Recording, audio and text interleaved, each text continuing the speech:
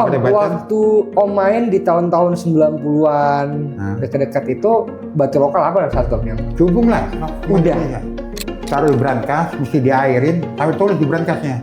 Berapa hari sekali ngasih airnya. Masa? Itu opal Indonesia? Indonesia. Tahun 90-an papa beli 7 juta tuh, nggak tahu sekarang berapa itu. Kemarin kan lagi rame ya penipuan scam-scam, jadi batunya aspal. Oh, menggunakan lokinnya. Iya. Kan di sidang kemarin kan? Iya, udah. Di Gairi kan berapa kali kejadian. Om kita ini banyak loh nggak ngasih origin. Spinel aja, spinel nih. Nah. Mungkin dari 105 kita bisa kasih origin. Sisanya kita tolak, nggak bisa. Nggak sanggup ya? Iya, karena apa? Daripada kita tebak-tebakan, mendingan kita nggak terima duit tambahan dulu deh. Dengan kehadiran lab yang begitu banyak, sebetulnya membantu atau justru cenderung bikin pusing?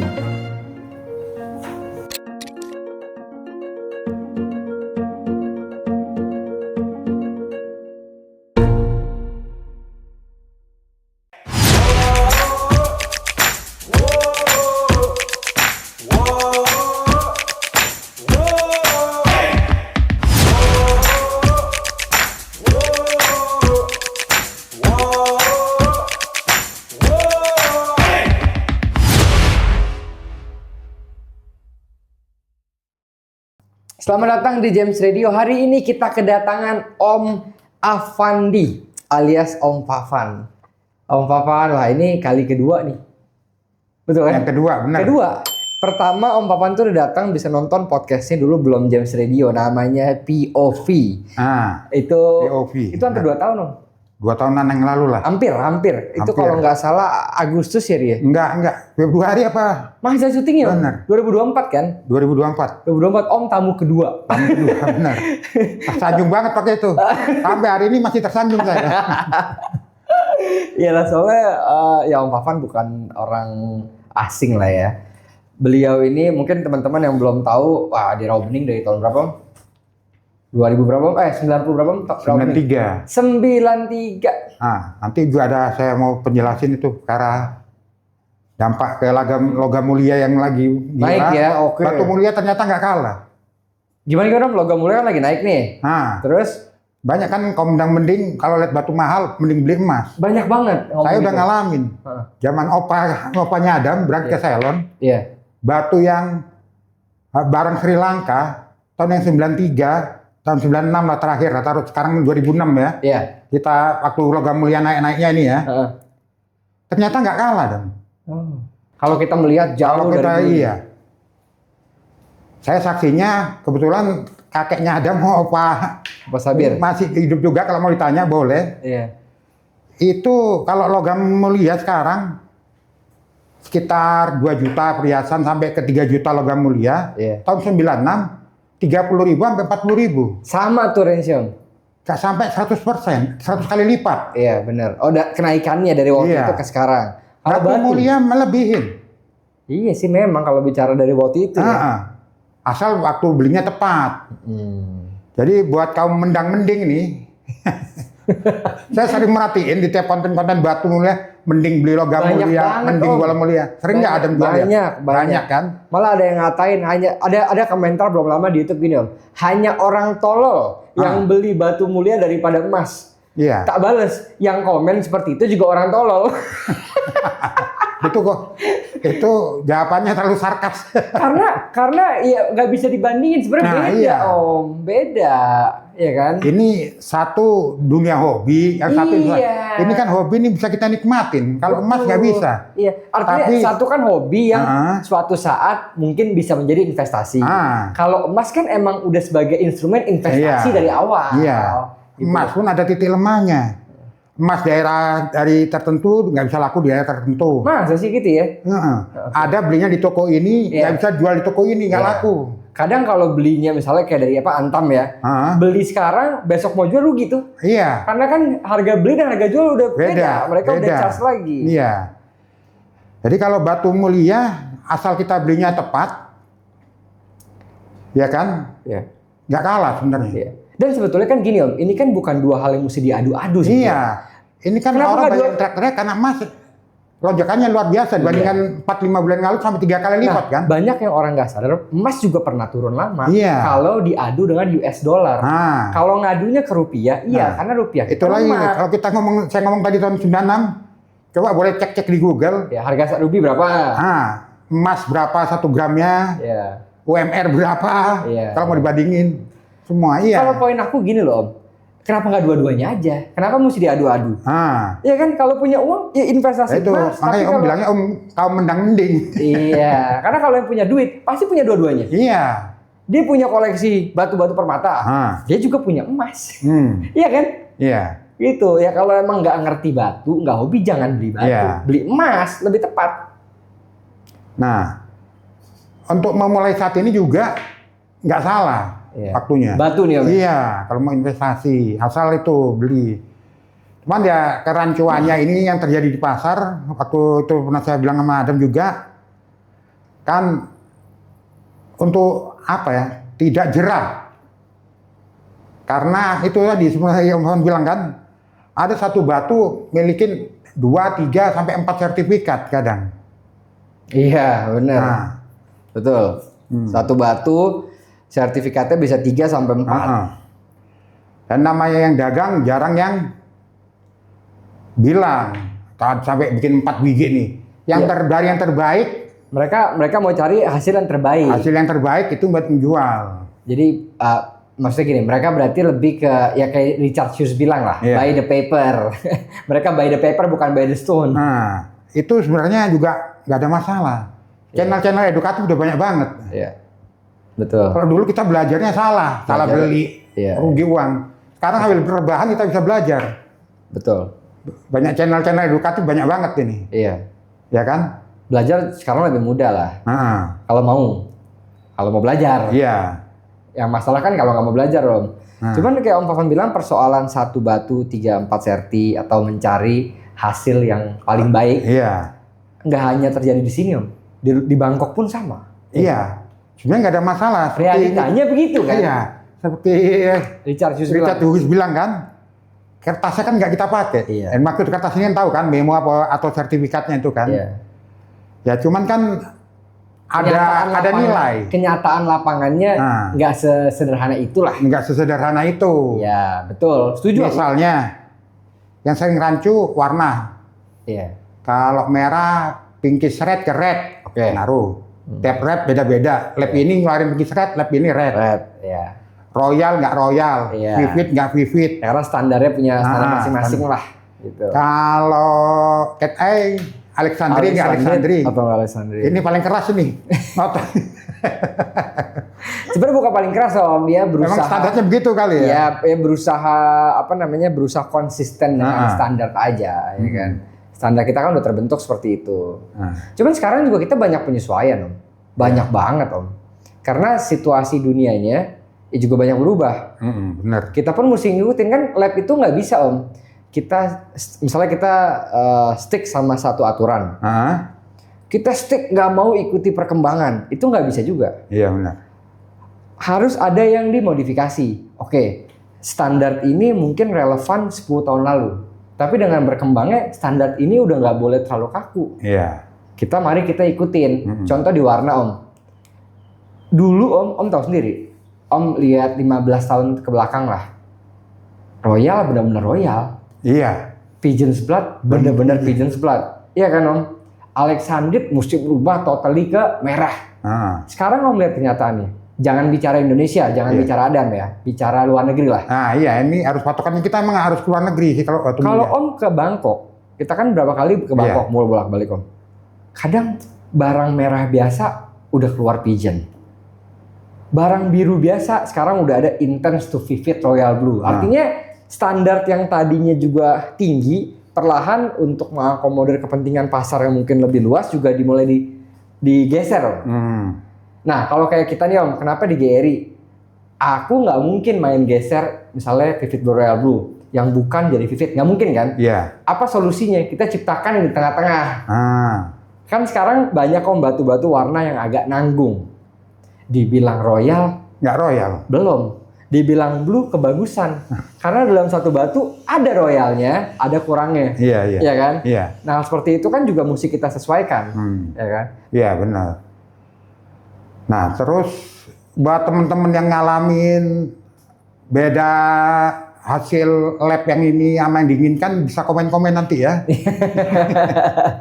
Itu terjadi loh, Om. Pengennya red ruby, ternyata setelah dicek ulang di lab tertentu pink red, pinkish red, apa coba pengalamannya boleh tulis. Boleh tulis di pengalaman di komentar. Komen Alexandri.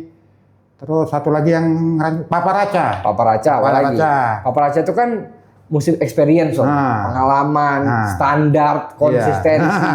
Banyak kan? Orang yang baru belajar batu 1 tahun, biarpun dia fokus pelajarin paparaca terus ya, sama orang yang udah 10 tahun, tetap beda. Tetap yang 10 tahun tuh pasti lebih punya pengalaman untuk, karena itu pemahaman Om. Paparaca itu bukan hafalan, pemahaman.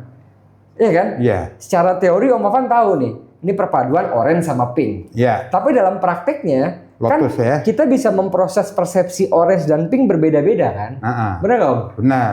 Nah itu pengalaman yang bisa akhirnya ngasih kita knowledge, itu pengalaman, nggak ada lagi sampai kita bisa. Contoh aku bilang di beberapa kesempatan Om, aku bilang gini, gue 15 tahun lalu atau 10 tahun lalu sama gue yang sekarang itu juga udah banyak berubah. Iya, tahu lah.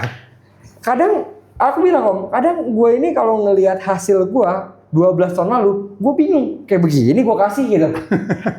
Karena kita berkembang Om. Pengalamannya. Kita berkembang, kita semakin baik. Nggak mungkin dong kita mau ikutin terus yang dulu Iya, kan. benar. Kita harus semakin baik dan itu terjadi di dunia Om. Iya. Evolusi ya. Iya, kalau kita nggak seperti itu ada yang salah sama kita. Justru kita harus bangga sama diri kita kalau kita bisa mengkritik kita yang 10 tahun lalu.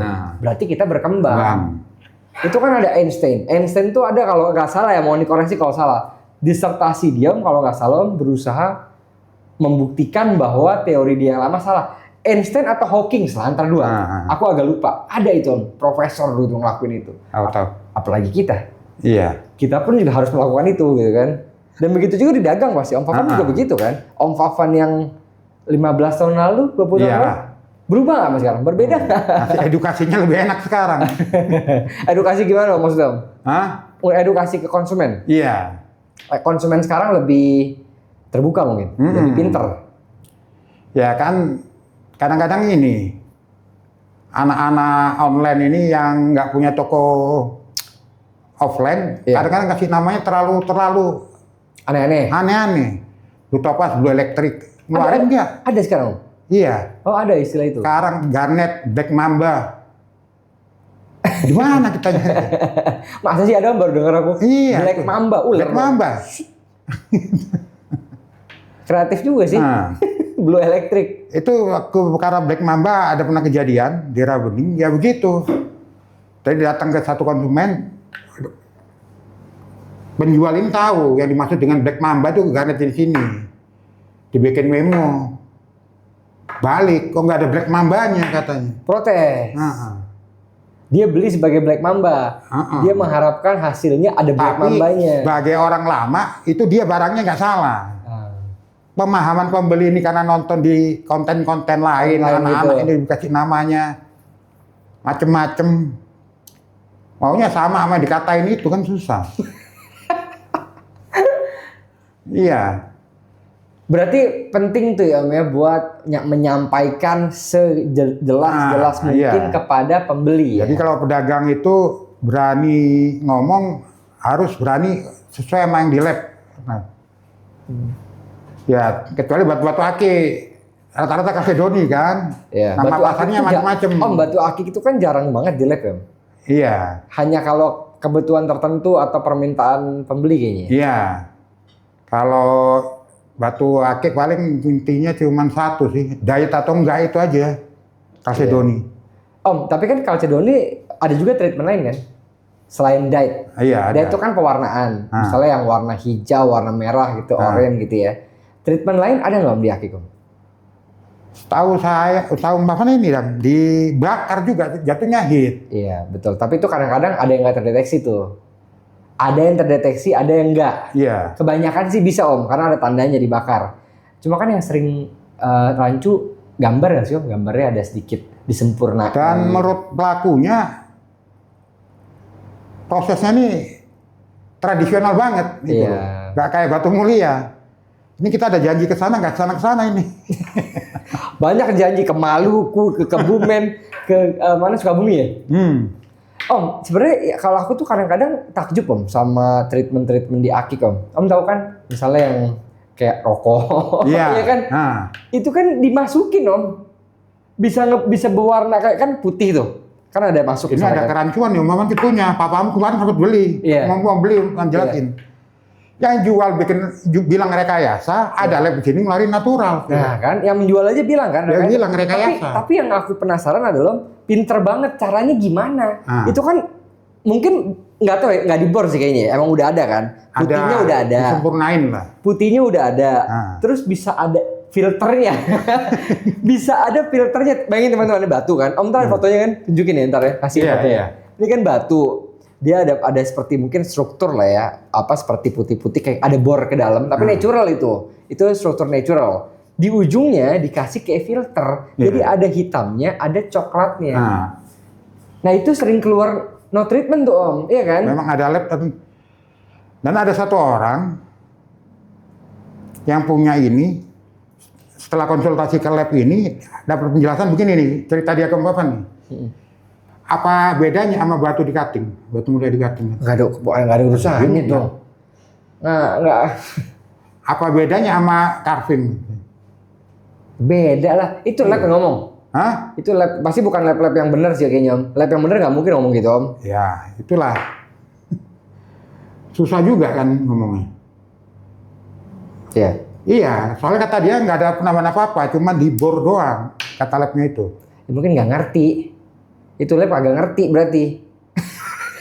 Dan kalau Adam tadi sempat bilang, dari harganya nggak susah kayaknya ngerjainnya dong. Iya. Iya, kalau rumit ngerjainnya juga harganya mahal. Oke, ada juga Om yang gambar, misalnya dia udah ngebentuk seperti muka, tapi nggak ada matanya, ditotol mata, ada dong? Ada ahlinya di Rawening. Om, oke, kalau dibilang ahli berarti pengerjaannya halus sampai bisa menipu lah. Maksud bukan menipu, sorry, jangan menipu bahasanya. Bisa mengelabui lah orang, jadi bisa nggak kelihatan lah gitu ya. Iya. Saking ahlinya tuh. Kan kalau yang kasar gampang Om. Yang kasar kan kelihatan.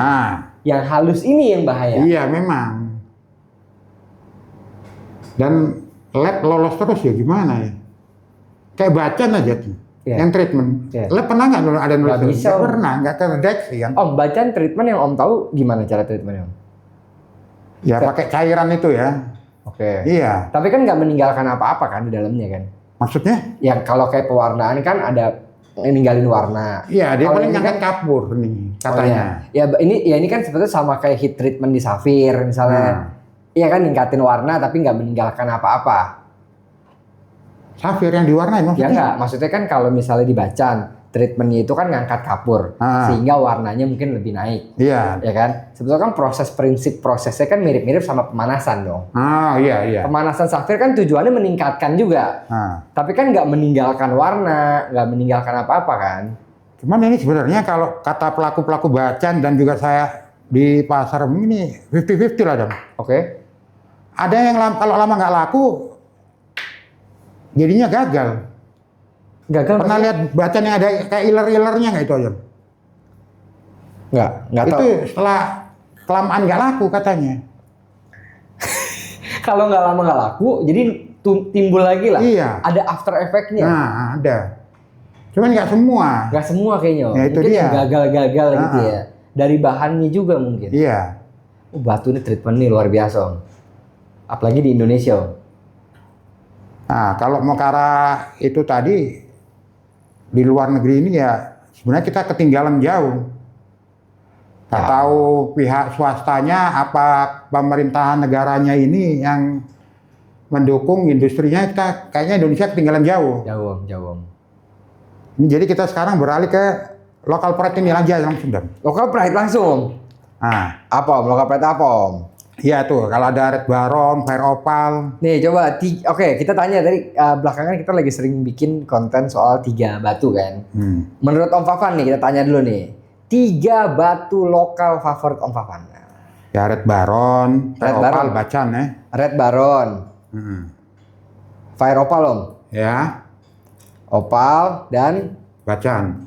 Ini favorit Om Fafan. Ya. Kenapa spesifik ini Om? Kenapa red baron? Kenapa opal? Kenapa bacan? Kalau bacan mungkin dari segi komersialnya masih tetap laku ya. Batu lokal terlaku sampai saat ini bacan. Paling terkenal. Lihat aja di konten mana aja kalau bahas bacan, penontonnya luar biasa. Komennya sampai panjang. Aku kan sering bahas bacan ya. Nggak pernah sepi Om. Itu dia. Sekalipun. Bahas permata nih, permata langka, permata ini. Iya. Bahas bacan selalu rame. Ini juga udah go internasional, cuman terbatas di kawasan Asia nih kan sebenarnya. Iya, Cina, ada, Taiwan ya. Indonesia, Cina, Taiwan. Kalau menurut Om Fafan lagi nih, ada yang berpotensi fire opal. Fire opal potensi ke seluruh dunia lah. Oh iya. Soalnya kayak tadi kita tanya ke Adam kan yang kerasnya sama, kayak spin ya. Spin. Nggak kalah. Nggak kalah. Fire opal kan dari Meksiko juga terkenal loh. Iya. Merah-merah. Di Wonogiri kan. Hijau ada Om. Aku pernah. Warna hijau pun ada. Ada, kalau mau ntar buat di konten video-videonya mah lengkap nih. Iya. Segala warna ada. Ada ya? Ada. Om, penambangan di Wonogiri masih berlangsung berarti? Masih. Ya cuman itulah. Kata mereka menuju tambangnya ini kalau musim hujan kayak adu nyawa. Ya karena pemerintah sana Pemdanya nggak support. Jalannya perbaikin apa. Dia di tebing ya, Mi? Nah. Kayaknya di tebing ya, di mana mereka tuh? Red Baron? Iya, Fire opal juga belum selesai nih. Red Baron sama Rafflesia, beda kan? Baron kan dari mana tuh? Kalau Rafflesia, Baron kan dari Bengkulu ya?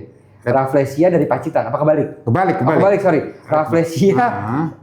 Rafflesia dari Bengkulu, oke. Baron dari Pacitan. Dua-duanya ini sama kualitasnya? Iya. Oke.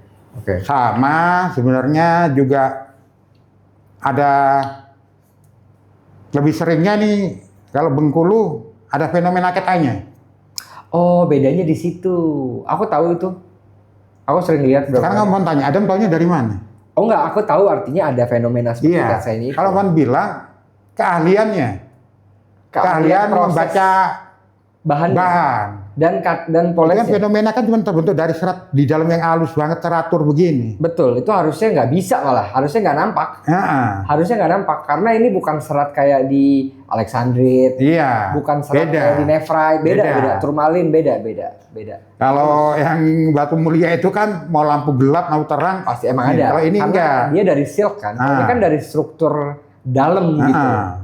Oh, dari keahlian tuh. Red Baron juga ada yang begitu. Berarti kalau Red Baron, Om, bahan Red Baron diproses sama yang bisa proses kayak bahan Bengkulu, Rafflesia, bisa tuh? Bisa. Oke. Jadi kita harusnya ini belajar dari luar negeri. Cara mengolah ya. Sekarang Adam tahu nggak? Floret. Kerasnya berapa coba? Waduh, 4,5? Iya, Floret kalau nggak salah segitu. 4-5 tahun terakhir CCF sekarang color change floret banjir nggak? Banjir. Blue to purple. Murah tuh harganya. Harganya murah. Sebelum 4-5 tahun kemarin. Iya. Ini batu lunak banget. Betul.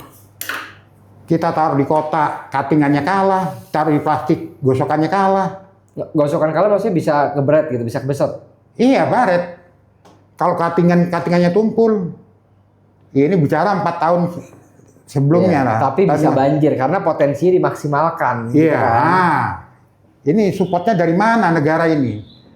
Dari perorangan, dari perusahaan, apa dari pemerintahannya? Sebenarnya gini, perusahaan Om, kalau dia tahu birokrasi Indonesia ini gampang, pasti banyak yang mau.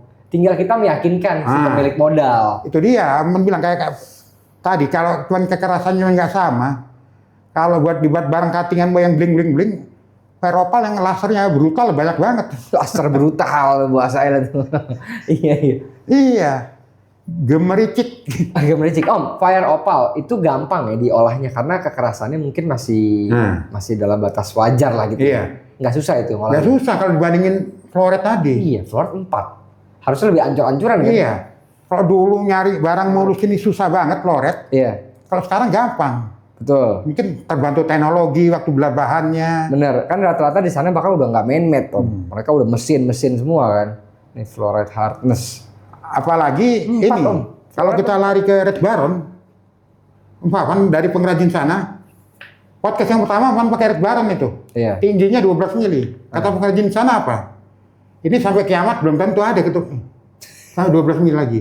Maksudnya karena gede gitu, tebel gitu. Tebel, tinggi. Emang sekarang bahannya udah. Kata dia itu kesulitan ngupas kulitnya itu. Berarti kan ini masalah teknologi nggak sih Om? Bukan? Iya, karena mungkin manual, tradisional. Kayak kalau di luar negeri kayak floret ini udah kena sentuh teknologi. Kalimaya, Iya. Ethiopia jatuh mental kayak bola pingpong sekarang. Dulu Kalimaya di mana getasnya? Iya. Sekarang kuat ya. Jadi kalau penggemar Iwan Fals ada lagunya Iwan Fals Ethiopia. Ada Om. Iwan Fals semua lagunya evergreen, Iya. abadi. Cuman Ethiopia ini aja nggak laku. Sekarang yang Ethiopia udah maju. Ethiopia maju Om. Hah? Maju Ethiopia. Ethiopia maju, makanya kalau lagunya Iwan Fals ada yang nggak evergreen menurut Papan, Ethiopia ini aja dulu. Itu aja udah maju tapi. Sekarang sudah maju soalnya. Dulu sedih banget. Dulu sedih banget. Kalau orang yang baperan dengerin lagunya aja nangis. Iya. Lagu Ethiopia ini. Om, berarti bisa diambil kesimpulan persoalan dari batu-batuan lokal ini bukan hanya sebatas sumbernya atau dukungan pemerintah, tapi masalah teknologi juga Terus mempengaruhi ya. di pelakunya juga. Oke, pelaku itu misalnya kayak ya Om Papan lah. Pedagang, Ya. gemologis. Ya. Pelaku industrinya lah. Ini kita perlu kayak orang kayak almarhum Om Jesse. Jesse lah. Ya. Dia upload ke Universitas Brawijaya, nggak ada kelanjutan, nggak ada yang nerusin nih. Ngapain dia itu ya? Almarhum. Dia mengusahain sekolah gemologis di Indonesia. Brawijaya udah welcome loh waktu itu. Yo, kan Jadi kalau mau jadi gemologis nggak perlu sekolah ke luar negeri. nggak bisa tapi Om, berat itu Om. Karena kan menjadi gemolog itu pengakuannya itu Iya. Om. Ya kan? Standarisasi sertifikasinya itu Om. Ya tapi kalau nggak ada yang mulai, ada baru melangkah sudah berhenti, Cuman langkah-langkah. yang pasti kalau mau swasta Om, kalau ngarepin uni berat lah. Tapi dia pernah nge-prod ke sana loh. Iya. Dia pernah cerita, welcome, katanya. Cuma gimana merealisasikan itu ya? Kalau lagi booming sih bisa Om, karena duitnya kencang masih kan, mikirnya duit. Kalau kayak sekarang coba datang, apa ini? Sana. Ini almarhum ini dedikasinya luar biasa. Iya. Ke Banten. Setelah itu baru Gerik bisa nentuin kan mana Afrika, mana Ethiopia, mana Banten. Iya. Masuk ke dalam tambang loh dia. Masuk, ada kan ini? Ada di Facebooknya kalau udah. Ada. Sayang Kata dia- kalau diajak nggak mau ikut itu hari. Itu kalau nggak salah dia berangkat sama Sarifudin ya masalah. Iya. Iya kan Sarifudin nggak ikut sama Om Desi. Umpama diajak duluan tuh. Kalau begitu jadi kenangan yang tak terlupakan. Kata almarhum udah sekali masuk wah ngeri katanya. Karena kan tradisional banget Om. Iya. Kalau longsor itu Om. Terlalu lokal kata dia, terlalu tradisional jadi Iya. mahal wajar katanya. Wah, mahal wajar. Iya. Mungkin kalau kita lihat yang di Ethiopia kita mau studi banding sana pemerintah sini Pemdanya lokal Banten mungkin apa ya bisa lebih tereksplorasi lebih mendunia kan nggak salah sebenarnya. Cuman nggak ada pergerakannya. Kata almarhum ini nggak ada. Kayak mau tadi cerita itu Wonogiri, Pacitan ini. Iya. Kalau lagi musim hujan kayak taruhan nyawa. Iya. Nah kalau luar negeri kan mau hujan nggak hujan mereka udah siapin udah rapihin iya. Om. Jadi semua bisa tetap beroperasi dengan normal. Jangan nanti kalau musim kering murah, musim hujan mahal kan jadi nggak standar. Kayak kelapa dong. Kayak panen Itu dia. kelapa lagi kalau lagi panen Karena banyak. jadi nggak stabil. Iya. Karena nggak ada dukungan. Iya, tapi kalau Om lihat ya, persoalan di Indonesia nih Om, bukan cuma batu sih Om. Iya. Semua komoditas Om. Iya. Ya kan, kalau lagi musim ini, lagi gejolak ini, dia mahal. Nanti murah, nanti mahal, nanti murah. Nanti kalau Apalagi ada batu. swasta yang bergerak, setelah jalan mereka tinggal datang pungut pajak. Pungut pajak mending kalau masuknya ke sana ya kan. Masuknya beda-beda pos itu kantong masing-masing itu. 3 batu Om yang cocok buat teman-teman yang pemula. Pengen koleksi batu, budgetnya terbatas, tapi juga bisa dinikmati dan nggak malu-maluin. Nah, ada nggak Om pilihan dari Om Pavan? Yang apa untuk pemula Om? Batu mulia apa batu? Apapun. 5 deh kalau nggak 3, 5 kalau kebanyakan. Ya, paling larinya ke kalau kata Louis ini ada kontennya Louis itu ya, gemologis login. Batu alternatif jadinya. Oke. Nah, maksudnya dapat di clarity-nya dapat. Iya. Ya kayak spinel, garnet mungkin itu. Nah, itu maksudnya jadi size-nya dapat, spin, garnet gitu. Kalau pemula kan nggak langsung gede lah belanjanya. Iya. Saya sih nggak bakal nyebutin harga sini ya, karena relatif ya. Kan nggak langsung batu mahal. Yang jelas size mungkin 2 ket 3 ket, cuman enak dilihat ya tuh larinya ke alternatif kayak gitu-gitu tadi. Oke, pokoknya selain ruby, safir, emerald, itu bisa jadi alternatif lah. Kalau mau yang langsung itu nanti kan udah pusing duluan, nanti akhirnya timbul jerah. Oke. Pengennya paparaca. Namanya pemula nggak bakalan gede ngeluarin. Akhirnya dapat yang lebih nggak kredibel. Tapi paparaca. Tulisannya paparaca jelas. Padahal kalau dilihat ya bukan. Gitu. Iya kan? Ya. Jadi mendingan lari ke batu-batu gitu. Berarti yang pasti-pasti aja ya, daripada sakit hati nanti. Setelah tahu bahwa itu bukan batu yang sebenarnya. Oke. Kalau sakit hati nggak apa-apa ya, kan jangan bikin kapok. Kayak yang di awal tadi, kalau bisa hobi plus investasi yang cuan. Iya. Jadi nggak kapok. Iya, yang masalah itu jadi nggak kapok. Jadi kalau mau yang itu yang batu-batu gitu dulu. Kalau mau langsung yang ruby, safir, emerald, cat eye, ya harganya juga kan mungkin udah di atas banget lah. Yang murah ya kualitasnya juga jelek. Iya. Gitu. Nanti kalau dia jatuh hati bakal meningkat lah itu. Iya. Betul. Ya banyak sih sebenarnya opsi. Ametis kecubung juga kan Om. Itu kan batu-batu terjangkau yang bisa jadi starting ini kan. Iya. Permulaan. Kecubung oke lah. Apalagi itu ada masuk lokal pride juga ya. Legend lah.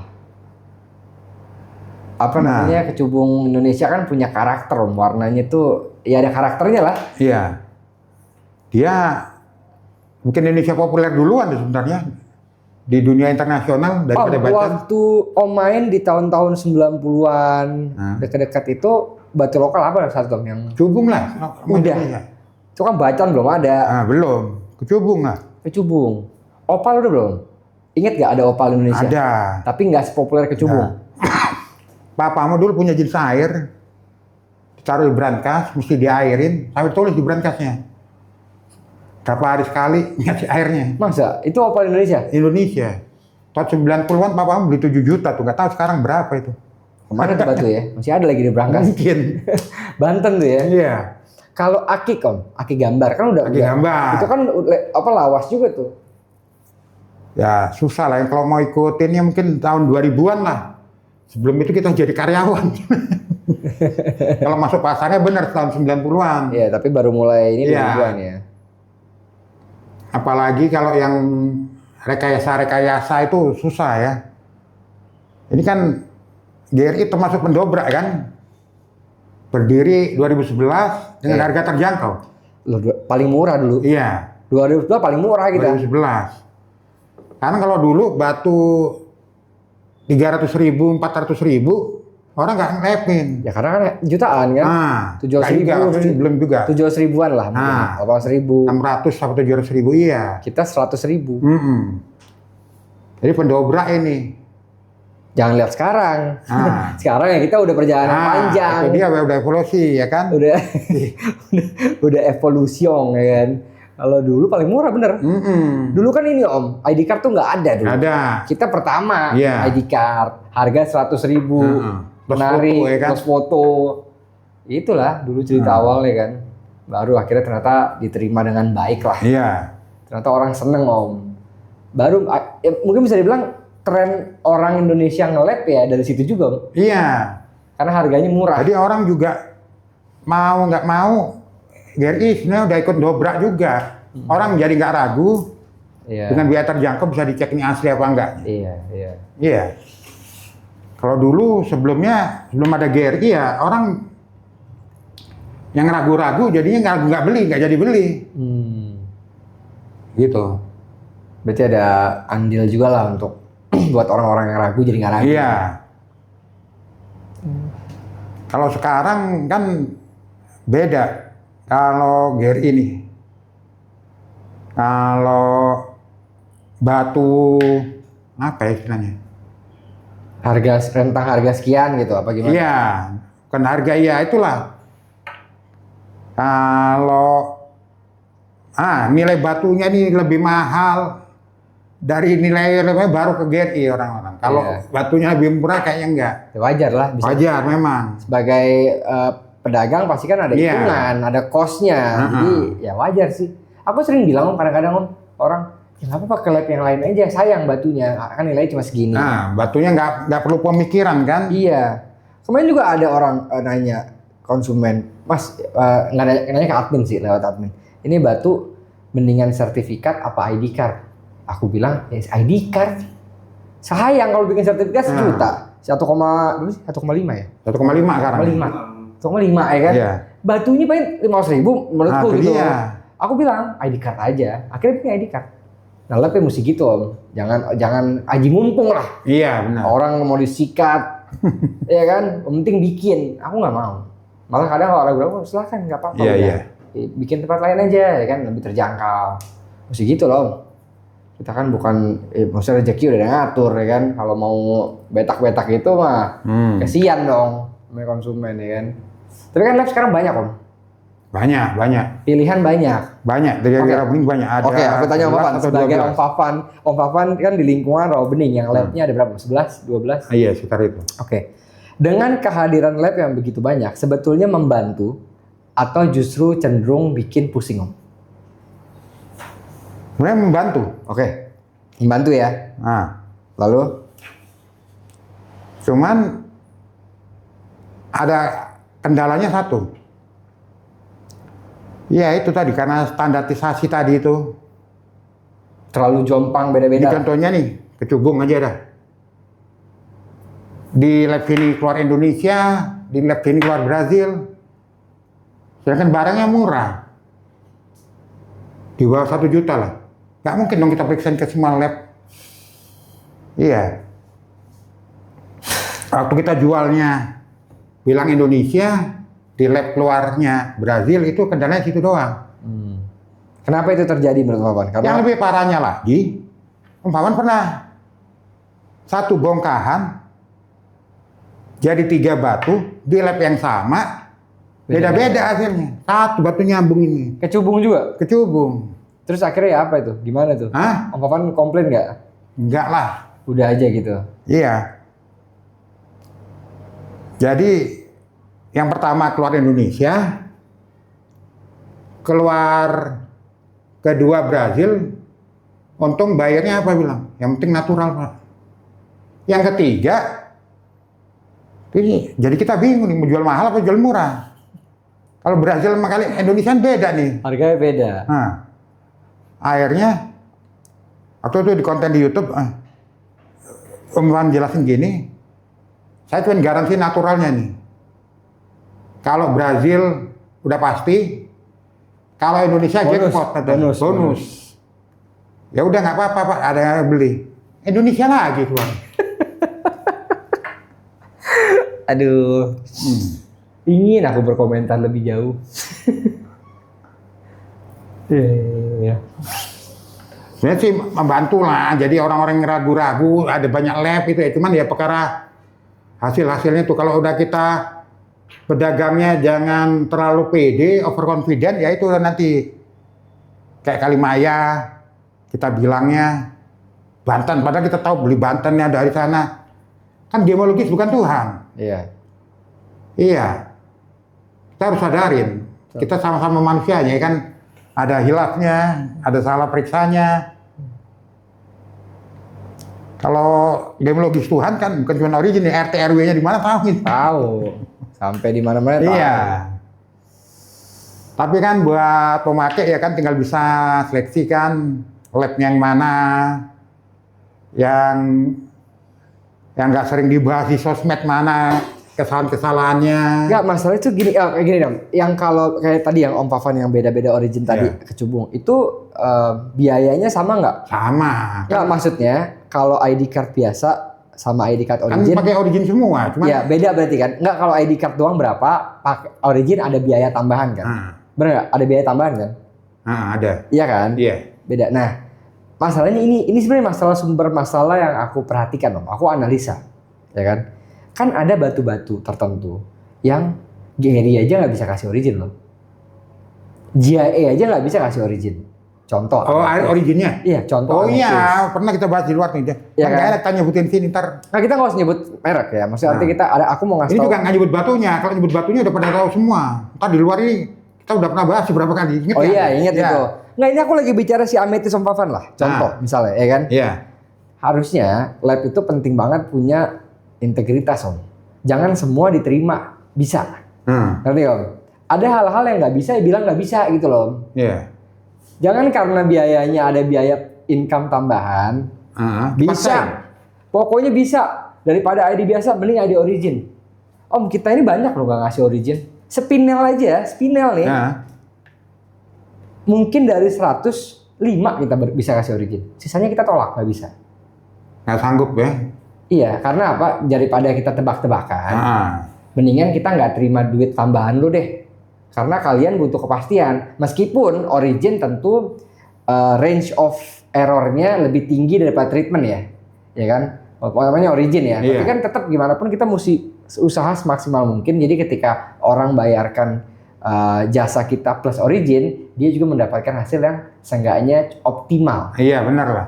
Itu Om. Kan ada biaya lebih tadi ya kan? Iya, nah itu yang kadang-kadang tuh di sini tuh orang nggak, terutama penyedia jasanya ya, dia nggak lihat ke arah sana. Dia hanya berpikir, ya pokoknya gue punya dapat tambahan uang, gue perlu uangnya, ngerti Om? Nah, iya. Dan pada ujungnya kan kalau di pemerintahan kan ada asal bapak senang. Kalau ini asal konsumen senang, itu yang bahaya Om. Asal AKS. AKS, ini istilah baru, asal konsumen senang.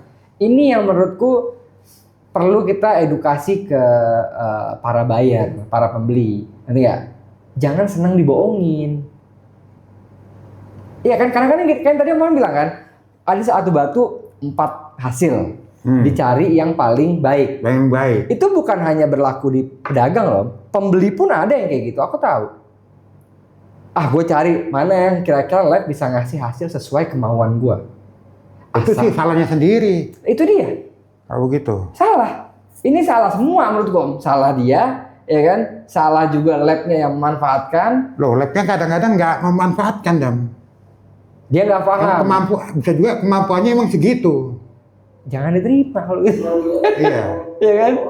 Azan dulu bentar. Sorry tadi kepotong azan teman-teman. Itu kita lagi bahas soal asal konsumen senang. Jadi buat konsumen tuh jangan senang dibohongin, ya kan? Validasi yang sebenarnya gitu, ya kan Om? Iya, harus bisa pandai-pandai milih lab. Kan bisa cari lah di Google itu lab ini gemologisnya siapa, sekolahnya di mana, sepak terjangnya gimana, pengalamannya, sepak terjangnya. Lab bukan berarti pasti benar terus, enggak loh. Kita kan manusia, ada yang kawan bilang, kita bukan Tuhan. Iya. Tapi kan papaku selalu bilang Om, salah karena berpikir itu lebih baik dari benar tapi kebetulan. Ya, bener banget itu. Ya kan? Itu aku pegang terus Om. Karena aku pernah melakukan kesalahan, tapi karena aku berpikir dan aku bisa menjelaskan akhirnya Om ke konsumen, saya salah Pak. Tapi ini Pak, ini alur pemeriksaan analisa saya. Kenapa saya salah? Karena A, B, C. Interpretasinya jelas. Aku bisa jelasin Om. Coba kalau aku benar karena kebetulan. Konsumen nanya, ya pokoknya benar. Ini takutnya kesalahan yang berulang. Nah itu bahaya, ya kan? Kalau kesalahan berulang bisa jadi kurang ilmu. Kalau kesalahan berulang faktor kesengajaan karena ekonomi, karena jadi ya itu. Yang penting konsumen senang. Aduh, bahas apa lagi Pak Pan? Ada lagi nggak yang mau kita angkat nih? Udah, logam mulia udah, batu-batu pemula, batu lokal. Banyak juga nih. Oh, ada lagi Om. kemarin kan lagi rame ya penipuan scam jadi batunya aspal. Oh, tapi menggunakan login kan, iya. Kan di sidang kemarin kan? Iya, udah. Di GRI kan berapa kali kejadian. Tapi kita nggak pernah berhasil menemukan siapa yang masukin batu pertama kali karena dia pakai member orang. Kalau kemarin kan login didatengin kan? Ya, dia pribadi lah. Bukan dijebak ya, dipancing lah. Datang akhirnya kan, ketahuan akhirnya Om. Banyak itu Om kejadian Om.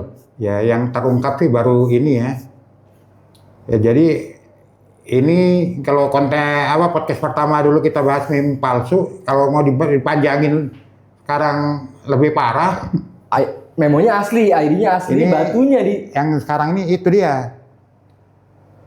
Mungkin database-nya kurang kuat, nggak kayak GRI kan. Kalau batu udah itu dimanfaatin juga jadi sama seller-seller nakal itu. Kita aja pernah dimanfaatin, akhirnya kita perbaikin sistemnya kan, supaya kita mitigasi lah. Nggak gampang orang mau nge-reprint. Kalau mau reprint mesti ada. Jadi itu kasusnya kemarin kan dia pinjam batu asli, sertifikat asli, dibuat live, dijual harganya nggak masuk akal murahnya. Setelah transfer masuk, dia bilang disuruh yang punya reprint. Bentar, gimana nih? Jadi awalnya dia Om, jadi batu nih masuk kan pertama. Masuk mana? Kalau ke lab misalnya nih. Udah nggak tahu masuknya kapan. Dia kan pinjam. Oh, jadi masuk pertamanya udah malah nggak tahu kapan. Nggak tahu. Jadi contohnya nih bahkan punya batunya Adam nih, mau dagangan live nih. Iya. Laku kan ya, karena aku murah laku lah. Iya. Dengan teteh bungnya lambat 40 hari kakaknya selamatan ini si pembeli iba. Kalau ngechatnya nih. Oke. Ini cerita real nih ya, real ceritanya real kan. Terus. Terus beli IBA. Nah, ditransfer. Dia cari batu sintetis yang mirip. Ada gosokannya, bentuknya udah simpan dia. Datang lagi ke login ini dia ini. Bawa batu aslinya. Minta reprint. Jadi dia punya dua sertifikatnya. Yang asli dipulangin.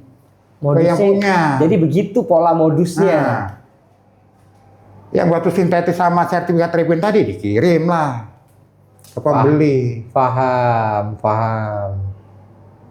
Nah kayak gitu-gitu kan emang susah Om ya. Maksudnya siapapun bisa kena Om. Iya. Lab juga bisa kena. Kalau orang nih bawa batu yang pernah masuk ke GRI, dia minta reprint, kita cek batunya, ya pasti kita keluarkan orang batunya bener, dia bayar. Iya. Kita kan keluarkan.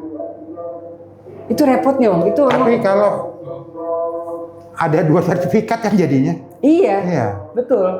Makanya berarti mesti disiasatinnya mungkin barcode yang berbeda, numbernya. Ya kan lah bisa ngasih kode. Duplikat. Bisa kayak satu kode tertulis di sertifikatnya nih, kopi kayak apa? Kita ada duplikat. Ya orang nggak mau lah, gue bayar full aja. Gimana? Nanti ulang. Iya, bisa kan? Namanya konsumen. Betul Om? Misalnya nih Om, si katakanlah siapa nih penipu namanya nih? Sobirin. Maaf Pak Sobirin, bukan ya, ini ilustrasi doang. Sobirin datang. Ya, seperti tadi Om Papa nih ya. Dia punya batu asli, dia pinjam orang kan? Datang ke GRI. Saya mau reprint dong, sertifikat saya hilang. Ya kan?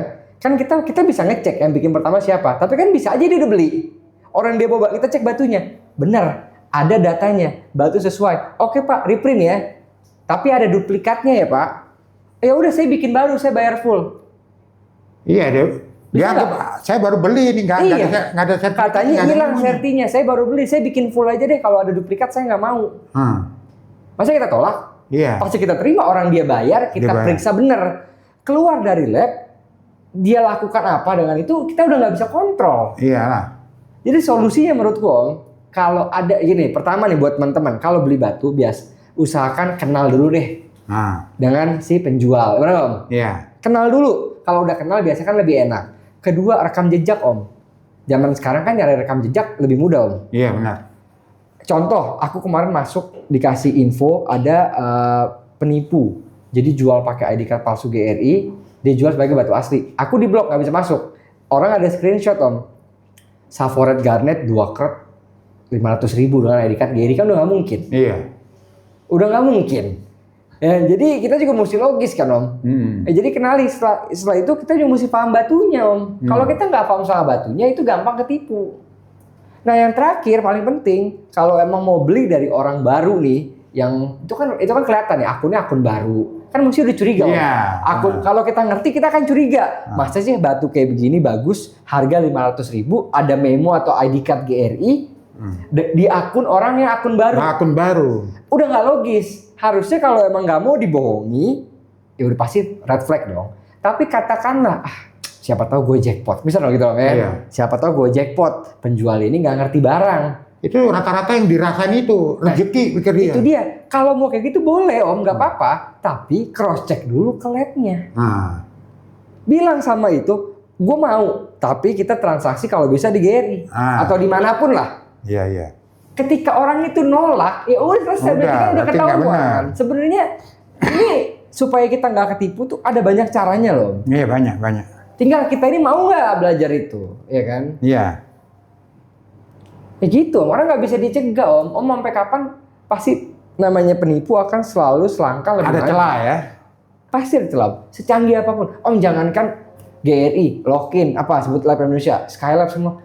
Lab di luar aja dipalsu Om. Iya memang. GRS banyak palsunya. JAE banyak palsunya. Iya, ya. Orang kena 55 miliar.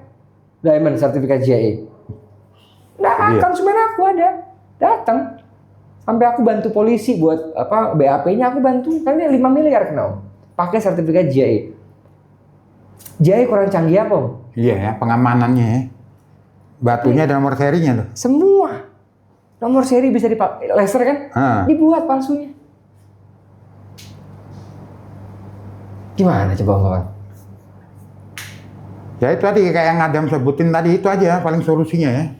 Iya, udah itu. Ya emang ada di dunia batu tuh ada aturan nggak tertulis. Iya. Sekolah lah kalau bener. Biaya sekolah. Biaya sekolah. Makanya aku tuh kemarin videoku 3 batu terjelek. Banyak orang yang ke-trigger, kemakan gocekannya. Padahal kan kenapa 3 batu terjelek bukan karena batu sintetiknya, bukan, karena digunakannya, narasinya. Padahal batu sintetik itu adalah opsi yang sangat bagus buat pemula. Kalau untuk ini nggak ada masalah sebenarnya. Iya. Pedagang yang paling kaya terlihat pedagang sintetis. Makanya. Saya nggak usah sebutin namanya, pedagang rabun semua udah tahu. Iya, tahu. Ya tapi mungkin jualnya yang sintetis, nggak ada masalah. Sintetik jual ya. Nah. Beli batu sintetik pun nggak masalah Om. Iya. Gue demen safir, tapi gue nggak demen yang murah-murah. Karena gue nggak suka kalau jelek gue pakai, ya nggak? Gue beli sintetik aja. Orang nggak tahu. Iya. Tapi gue puas. Gue bisa pakai, gue ikat yang bagus, nyala. Pakai sintetik ruby, wah nyala bagus kan? Sebagai sintetik, nggak apa-apa Om. Nanti ketika udah mampu, gue mau upgrade. Itu kan bisa jadi pintu gerbang. Yang salah adalah narasinya. Ini apa tadi merah ini merah delima misalnya. Padahal kaca, padahal sintetik ruby. Ketika ditanya apa? Natural, kan gitu. Atau tarikan ya. King Safir apa nih? Barang asli safir. Kan itu kan namanya memanfaatkan pembeli kalau awal. perkara itu gini Dan. Jadi banyak pedagang juga di pasar Rabun ini yang dagang King Safir tadi pakai pegawai yang baru, yang nggak ada selang sekian tahun pakai pegawai baru lagi. Kan kalau masih anak muda belum banyak biayanya kan buat ngurangin kos tadi kan mungkin gajinya masih kecil masih murah. Iya. Mereka cuma bilangnya begini kepada bosnya nih, ini King Safir asli, ini King Safir Cina. Jadi mereka salah mereka menjalin, nah ini King Safir asli iya. Soalnya maksud yang asli nih yang kelas 1 yang Bangkok punya. Aku yakin penjualnya pun nggak ada niat aneh-aneh. Nggak ada. Tapi persepsi yang beli jadi liar. Iya. Wah ini berarti batu asli. Padahal King Safir asli artinya ada grade-nya lah. Apa kan ada kualitasnya kan? Iya. Ya berarti mesti dirapihin tuh Om. Iya. Supaya informasi yang nyampe ke konsumen nggak terputus lah kasarnya gitu Om ya kan. Gitu. Luar biasa batu ini. Masalahnya banyak gitu, banyak dan kompleks dan kalau dibedah itu setiap persoalan tuh ada masalahnya gitu. Iya benar. Itulah Om Papan, mantap Papan. Kurang lebih udah cukup. Ada lagi Om Papan mau diomongin? Ya cukup lah ya, sejam kita ngobrol ya kan, dengan beberapa intermezzo azan dan mati lampu di awal. Tapi udah semua, Om Papan, makasih Om Papan. Ya, lumayan banyak. Saya makasih udah diundang sini nih. Sama-sama Om Papan, suatu senang lah bisa sharing-sharing dari Om Papan yang banyak pengalamannya.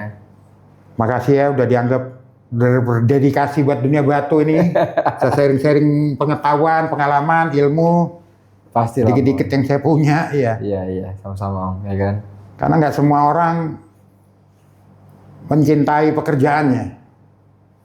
Walaupun udah sangat banyak yang dihasilkan dari dunia itu. Kepeduliannya, kayak contohnya aja di Pasar Bening ini ada satu. Mereka pikirannya nggak pernah terbuka. Nggak ada sumbangsinya buat pasar ini, nggak ada sama sekali. Pokoknya nafsi-nafsi lah. Padahal dia hidupnya daerah Bening. Kalau suruh pindah ke mall lain yang termewah, nggak mau. Bukan nggak mau, bisa jalan nggak dagangannya. Tuh.